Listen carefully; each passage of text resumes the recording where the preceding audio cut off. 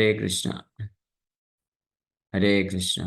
तो आप सभी भक्तों का हार्दिक स्वागत है आज के प्रातःकालीन श्रीमद् भागवतम के डिस्कशन में। तो हम लोग चर्चा कर रहे हैं Shrimad Bhagavatam first canto fifth chapter, और श्लोक संख्या 17 पे कल चर्चा किया था। त्यक्त्वा स्वधर्मं चरणाम्बुजां हरे। अब आगे नारद मुनि ये वर्णन कर रहे हैं। तस्यैव हेतो प्रयतेत कोविदो न लभ्यते यद्भ्रमतामुपरदा तल्लभ्यते दुःखवदन्यता सुखम कालेन सर्वत्र गभीररमहसा। तो पिछले श्लोक में इस श्लोक का पहले ट्रांसलेशन पढ़ लेते हैं।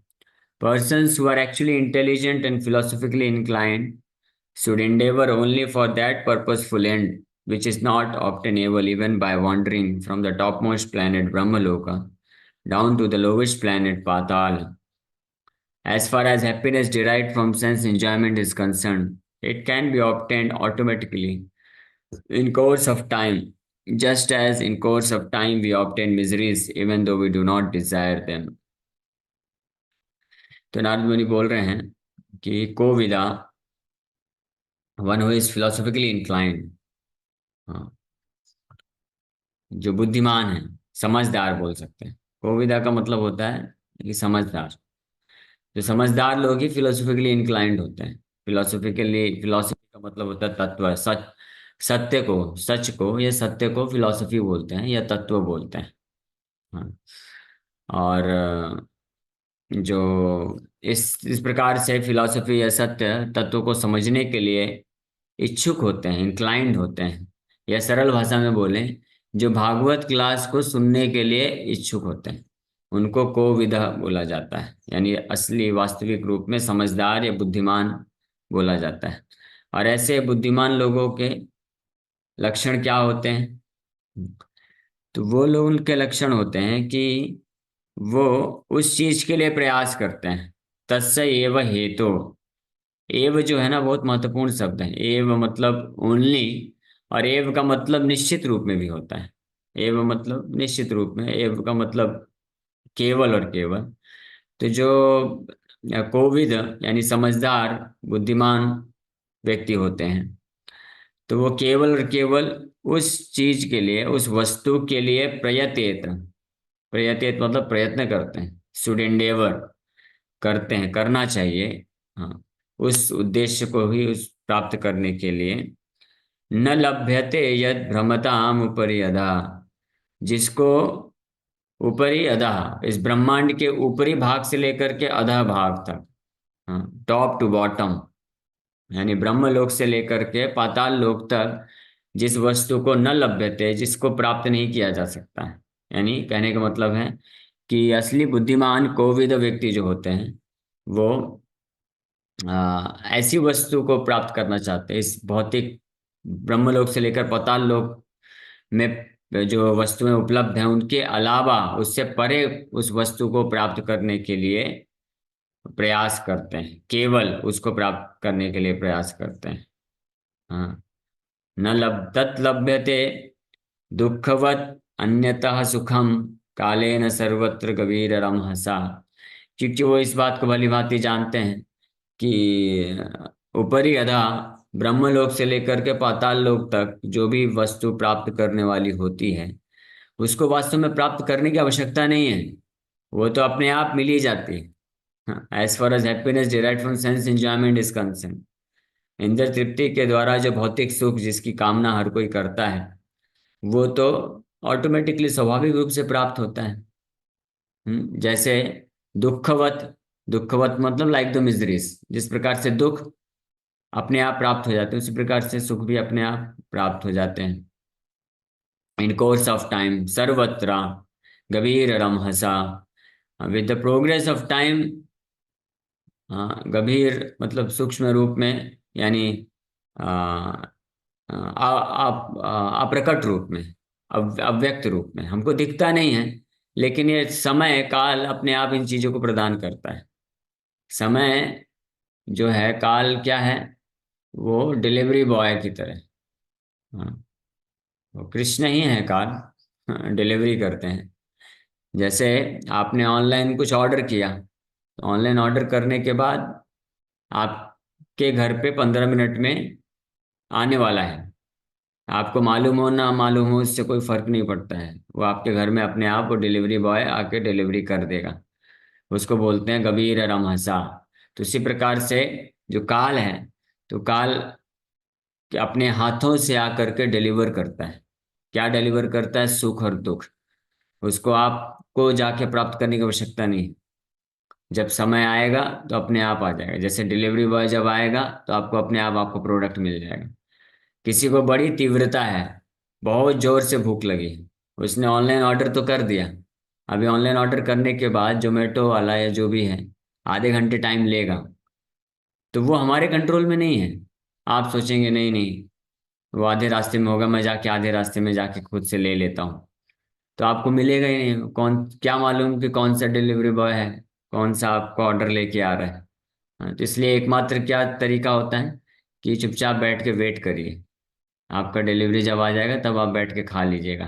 तब तक आधे घंटे फिर उस अपने गेट से बाहर निकल के उसको ढूंढने का प्रयास मत करिए, क्योंकि मिलने नहीं वाला है। स्पेशली मुंबई जैसे सिटी में हजारों डिलीवरी बॉय घूमते रहते हैं। आपका ऑर्डर किसके पास है आपको पता नहीं। वो अपने समय पे आएगा, उसको आप लोकेट नहीं कर सकते। तो इसी प्रकार से कालेन सर्वत्र गभीर रमहसा। सर्वत्र मतलब हर जगह में, पूरे त्रिभुवन ऊपर ही अधा, ऊपर से लेकर नीचे तक जो आपको प्राप्त होने वाली वस्तु है। मान लीजिए आप यहाँ पे बैठे हैं। हाँ, हम तो ऐसे पंढरपुर धाम में बैठे हैं। मान लीजिए मेरे भाग्य में लिखा है कि मुझे 5 किलो सुख मिलने वाला है। कहाँ से? अमेरिका से 5 किलो सुख मिलने वाला है। तो मुझे अमेरिका जाने की आवश्यकता नहीं है। वो कुछ ना कुछ अरेंजमेंट होकर के आ जाएगा अपने आप। इसी को बोलते हैं सरल भाषा में कि दाने दाने पे लिखा है खाने वाले का नाम। तो ये जस्ट खाने वाली बात नहीं है, ये हर हर प्रकार के सुख की बात है। जिसके कोटा में जो सुख लिखा है उस तक वो पहुंच ही जाता है, डिलीवरी हो ही जाती है ना, किसी न किसी तरीके से। और कौन डिलीवरी करता है? अव्यक्त रूप में काल। कालेन सर्वत्र गभीर रमहसा। गभीर मतलब सूक्ष्म, रमहसा मतलब स्विफ्ट, स्विफ्टली। स्विफ्टली का मतलब होता है विदाउट फेल। स्विफ्टली मतलब होता है कि बिना फेल के।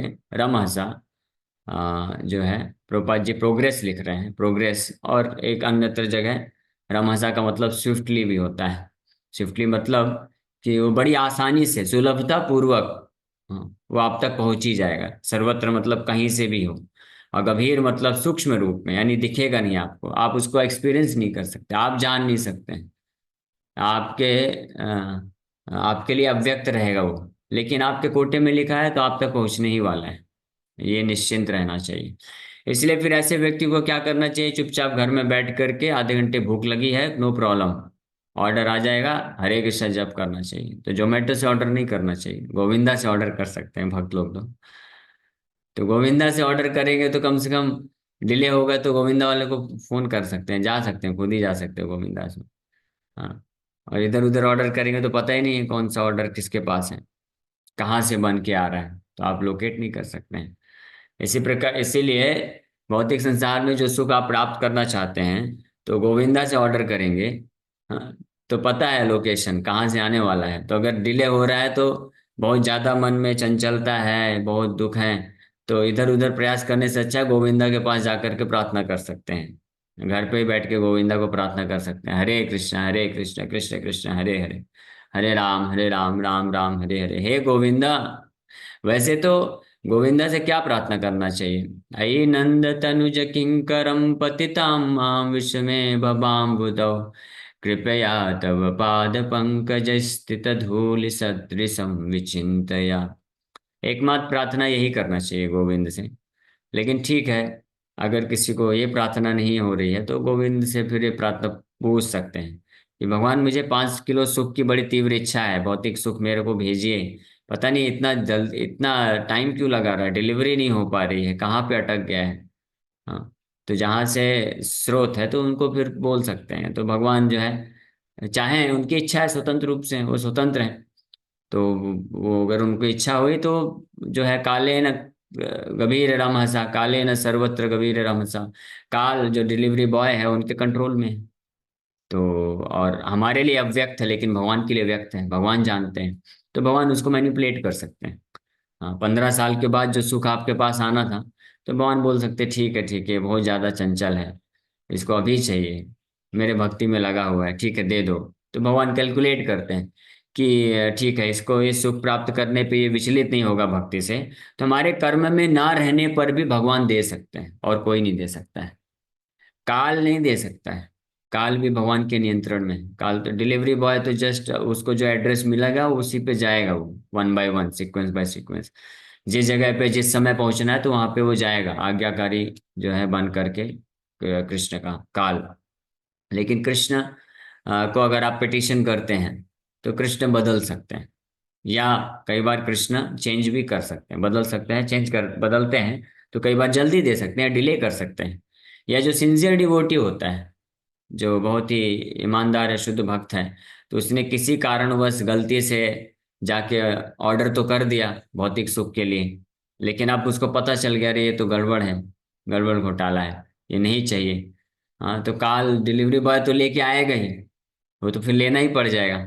लेकिन अगर गोविंद के पास जाकर के वापस से पिटिशन डाल देते हैं कि नहीं नहीं भगवान, ये नहीं चाहिए मुझे, ये जो है मेरे भक्ति में विघ्न उत्पन्न करेगा, मुझे केवल आपकी भक्ति चाहिए, आपके चरण कमलों का आश्रय चाहिए, तो भगवान उस ऑर्डर को कैंसिल भी कर सकते हैं, है ना। जैसे हमारे इस्कॉन में कई ब्रह्मचारी, उसमें से 90% ब्रह्मचारी का जो है कुंडली में लिखा हुआ है विवाह होना है। हाँ, हाँ। लेकिन जो सिंसियरली जब भगवान को प्रार्थना करते हैं, तो पूरे जन्म के पुण्य के कारण उनको कुछ सुख, भौतिक सुख मिलने वाला होता है, जो बाधक बन सकता है उनके भक्ति में। तो वो तो डिलीवरी हो चुका है, काल जो है उसको लेके आ रहा है, और कुछ ही समय में उसको जो है आपको डिलीवरी करने वाला है। लेकिन भक्त जो जानते हैं कि इससे मैं फंस सकता हूँ, भौतिक सुख में इंटेंगल हो सकता हूँ, तो वो फिर डायरेक्ट गोविंद को दूसरा पिटिशन भेज देते हैं, बोलते हैं कि नहीं नहीं भगवान गोविंद, मुझे मेरे पाप कर्मों का दुख दे दीजिए चलेगा, अगर वो आपके कृष्ण आपकी भक्ति में आगे बढ़ने के लिए हेल्पफुल होता है। और मुझे ऐसा पुण्य नहीं चाहिए, पुण्य का जो फल है सुख नहीं चाहिए, जो मुझे आपके चरण कमलों से दूर लेके जाए। तो भगवान फिर उसको मैनिपुलेट कर देते हैं। हाँ, भगवान डिले कर सकते हैं, या भगवान पूरी तरह से नष्ट कर सकते हैं, या किसी दूसरे रूप में दे सकते हैं। हाँ, या उसको अपने कृष्ण कॉन्शियसनेस के रूप में एडजस्ट कर सकते हैं। भगवान सुप्रीम कंट्रोलर है, पूर्ण रूप से स्वतंत्र है। भक्त के समर्पण ये यथा माम प्रपद्यन्ते ताम सदैव भजाम्यहम्, मम वर्तमान वर्तन्ते मनुष्य पार्थ सर्वसा। कि जो जिस भाव में भगवान को समर्पण करता है, अल्टीमेट चाबी भगवान के हाथ में होती है, वो कंट्रोल कर सकते हैं। हाँ, तो इसको बोलते हैं कालेन सर्वत्र गभीर रमहसा। इसलिए ज्यादा चिंतित नहीं होना चाहिए अपने सुख दुख के बारे में, दोनों प्रकार के भक्तों को। ऐसे भक्त जो कि सकाम मिश्रित भक्त होते हैं, जो कुछ कुछ चाहते हैं, मतलब भौतिक सुख की तीव्र इच्छा है, तो उनको भी उस सुख को प्राप्त करने की चेष्टा करने की आवश्यकता नहीं है। कृष्ण को बस पेटिशन करिए और आपके भक्ति में लगे रहिए, कृष्ण आपकी इच्छा को जानते हुए उसको उस प्रकार से देंगे जैसे आप भक्ति में विचलित ना हो। या कुछ भक्तों को ऐसा है कि वो सोच रहे हैं कि हम फंस सकते हैं, हाँ, तो उनको भी कृष्ण को पेटिशन करना चाहिए, कृष्ण उनके लिए भी चेंज कर सकते हैं, परिवर्तित कर सकते हैं। तो दोनों ही स्थिति में क्या करना चाहिए, तस्यैव हेतु प्रयतेत को विदा, कि उस हेतु के लिए ही प्रयत्न करना चाहिए जो इस भौतिक संसार का नहीं है। भौतिक सुख और दुख, भौतिक सुख को प्राप्त करना और दुखों को हटाना, ठीक है, ये एक कैटेगरी हो गया। भौतिक सुख को प्राप्त ना करने की इच्छा रखना और दुख को सहन करने के लिए तैयार हो जाना। हाँ, तो ये चार अलग अलग कंडीशन हो गई। तो ये चारों कंडीशन को करने की आवश्यकता नहीं है। क्या करने की आवश्यकता है, भगवान कृष्ण को जो है स्मरण करने की आवश्यकता है, उनके ऊपर अपने आप को आश्रित करने की आवश्यकता है, उनके अपनी इच्छाओं को प्रकट करने की आवश्यकता है। तो वो भगवान ये चारों प्रकार की कंडीशन जो कैटेगरी है, भगवान एडजस्ट करते हैं। तो ऐसे लोग बुद्धिमान कहलाते हैं, जो अपने जीवन की डोर कृष्ण के हाथ में छोड़ देते हैं। हाँ, दीन बंधु दीनानाथ मेरी डोरी तेरे हाथ। हाँ, जैसे अर्जुन ने अपनी डोरी, रथ की डोरी कृष्ण के हाथ में दे दी, तो ऐसे भक्तों को भगवान कृष्ण के हाथ में अपने जीवन की डोर दे देना चाहिए। दे इसका मतलब क्या है? इसका मतलब है कि भक्त को दृढ़ता पूर्वक, हाँ, बैठ के बढ़िया आराम से हरे कृष्ण महामंत्र का जप करना चाहिए। One should sit down perfectly, fixed up होकर के, टाइटली। प्रभुपाद जी बोलते हैं, one should sit down tightly and chant Hare Krishna, call out Krishna's name. हाँ, श्रवण कीर्तन स्मरण, हाँ, भगवान के नाम का उच्चारण, भगवान के नाम का अच्छे से श्रवण, इस भाव से भगवान के चरण कमलों का आश्रय प्राप्त करना है। और बाकी फिर निर्भर रहना चाहिए कि जो आता है आए, भगवान जीवन में जो करना चाहते हैं कर सकते हैं। निश्चित रूप में भगवान परम हितैषी होते हैं, तो ऐसे जो शरणागत भक्त होते हैं तो भगवान फिर उनके जीवन का पूरा कंट्रोल ले लेते हैं। जब तक हम अपने हाथ में चाबी रखते हैं तो फिर हम ही को ड्राइविंग करना है। हाँ, तो हमको तो ना तो अच्छे से ड्राइविंग आती है, ना तो हमको रास्ता पता है, तो हम फिर फंस जाएंगे। लेकिन भगवान इतने दयालु हैं, दे देते हैं, ठीक है चलो तुम खुद ही ड्राइविंग करना चाहते हो तो करो, एक्सीडेंट होगा, जो भी होगा तुम्हारे ऊपर, तुम ही उसके जिम्मेदार होगे, फिर मुझे दोष मत देना। लेकिन दुर्भाग्य देखिए कि हम लोग तो पहले खुद ड्राइविंग करते हैं, एक्सीडेंट कर देते हैं और दोष भगवान को देते हैं, भगवान मेरे साथ ऐसा क्यों कर रहे हैं। हाँ, तो आप ड्राइविंग क्यों कर रहे हैं? फिर आप भगवान को दे दो ना, भगवान को देंगे तो फिर वो एक्सीडेंट नहीं होगा। हाँ, सिंपल सी बात है। तो इसलिए जो भक्त होते हैं बुद्धिमान होते हैं, भगवान के हाथ में दे देते हैं, तो भगवान एक्सपर्ट है। भवलुंठन को विदेति श्री वल्लभेति वरदेति दया परेति नाथेति नागशयनेति जगन्निवासे।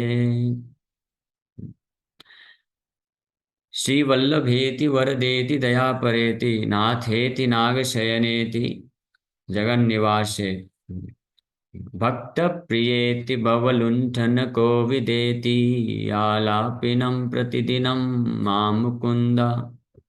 ये जो है मुकुंद माला स्रोत का पहले स्रोत में कुलशेखर महाराज बताते हैं, जिसमें भगवान को अलग अलग प्रकार से स्मरण करते हैं उनके गुणों में। तो एक जगह बताते हैं भवलुंठन को विदेति, कोविद यहाँ भी आया है और कोविद वहां भी बता रहे हैं। हाँ, कोविद मतलब एक्सपर्ट, कोविद मतलब बुद्धिमान, तो भवलुंठन को विदित, तो भगवान को कोविद बोला गया है, बहुत बुद्धिमान है, समझदार है, एक्सपर्ट है कि क्या करने में।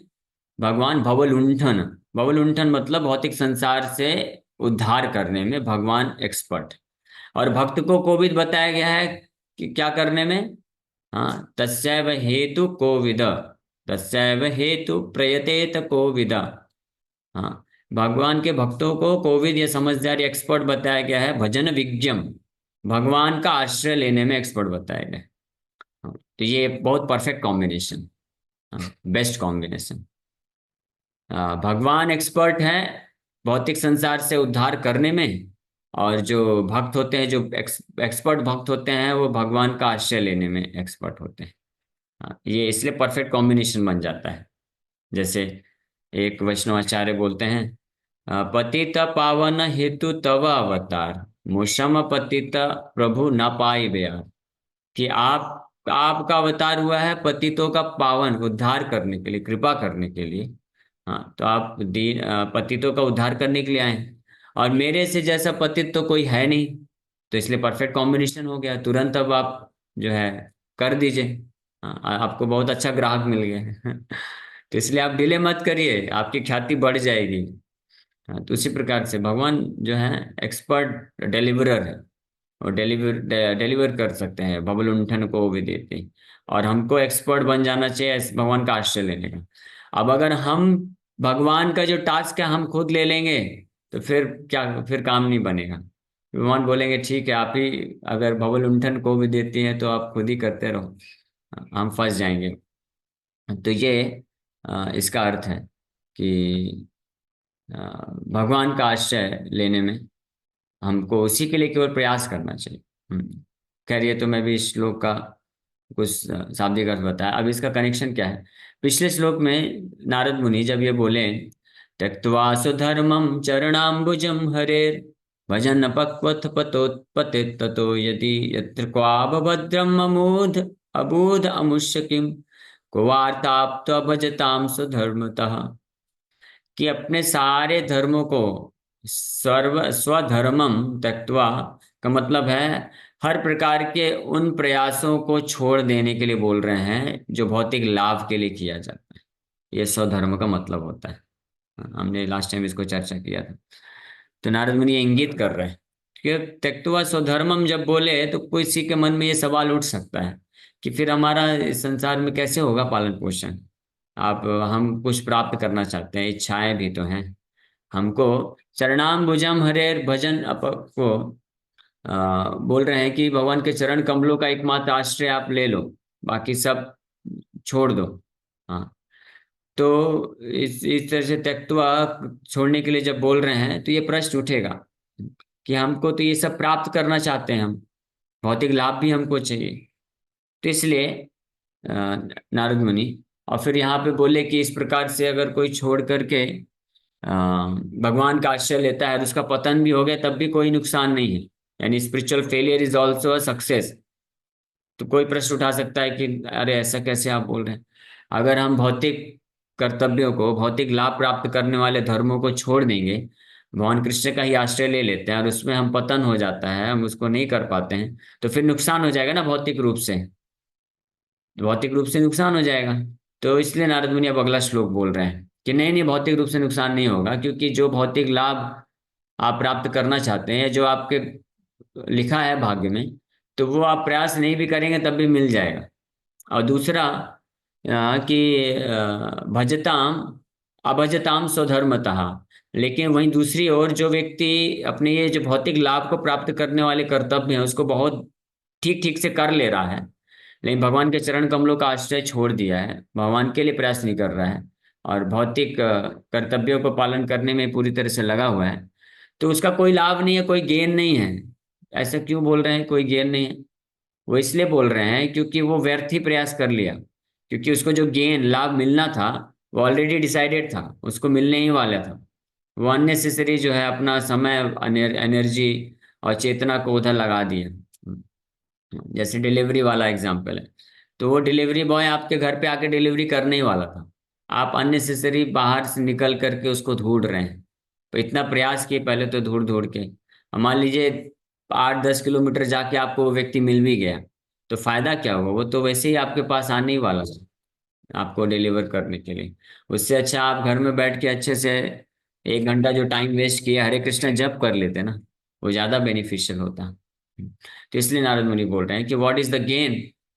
हाँ, दो fully engage in occupational duties does not gain anything, कुछ भी प्राप्त नहीं करता है, क्योंकि वो जो प्राप्त कर रहा है वो तो ऑलरेडी डिसाइडेड था, उसको मिलने ही वाला था, इसलिए अलग से उसने कुछ प्राप्त किया नहीं वो इस प्रकार के endeavor को करके। इसलिए बोल रहे हैं इस श्लोक में कि इसलिए केवल उस चीज के लिए प्रयास करना चाहिए जो न लभ्यते यद भ्रमताम ऊपर यदा, ऊपर और नीचे तीनों प्लैनेट्स में जा करके भी जो प्राप्त नहीं हो सकता है, यानी जो डिसाइडेड नहीं है। बाकी हर प्रकार की भौतिक चीज डिसाइडेड है। हाँ, वो रूप अलग अलग हो सकता है, अलग अलग तरीके से निमित्त से आ सकता है। कोई बोलेगा कि अगर हम ये धंधा नहीं करेंगे, जॉब नहीं करेंगे तो फिर पैसे कैसे आएगा? तो आप जॉब धंधा नहीं करेंगे तो किसी और तरीके से आ जाएगा। और पैसे से क्या है, पैसा थोड़ी ना खाते हैं, खाते तो हम राइस दाल रोटी सब्जी है ना। अभी हम लोग तो कोई, जब हम लोग जॉब करते थे तो उस पैसे से फिर रहने का किराया देते थे और उस पैसे से खरीद के खाते थे। तो अभी जॉब नहीं कर रहे हैं तो फिर भी रहने को और जो है खाने को तो मिल रहा है ना, किसी दूसरे तरीके से मिल रहा है, यानी वो मिलना ही था तो वो तो मिल रहा है। हाँ, तो इसलिए जो भौतिक सुख है, भौतिक दुख है, और भौतिक जगत में जो स्थिति है, जन्म मृत्यु और सुख दुख और मान अपमान, ये जो चीजें हैं ये फिक्स रहते हैं। आप भौतिक जगत में कहीं पे भी रह करके कुछ भी प्रयास करिए, ये 6 चीजें आपके कोटा के अनुसार आएगी, और कुछ नहीं करेंगे बैठ जाएंगे चुपचाप तब भी ये 6 चीजें किसी न किसी तरीके से आ जाएंगी। हाँ, तो इसलिए जो बुद्धिमान होते हैं वो जस्ट मिनिमम इंडेवर रखते हैं। मिनिमम इंडेवर मतलब उसको रिसीव करते हैं, बस रिसीव करने के लिए जो कार्य करना होता है उतना ही करते हैं, बाकी जो है समय निकाल करके भगवान के नाम जप में अपने आप को लगाते हैं। इसलिए तस्य एव हेतु, एव मतलब ओनली और निश्चित रूप में, उसके लिए ही जो बुद्धिमान लोग होते हैं प्रयास करते हैं। तो इसके तात्पर्य को हम लोग कल पढ़ के और इसको कम चर्चा करेंगे।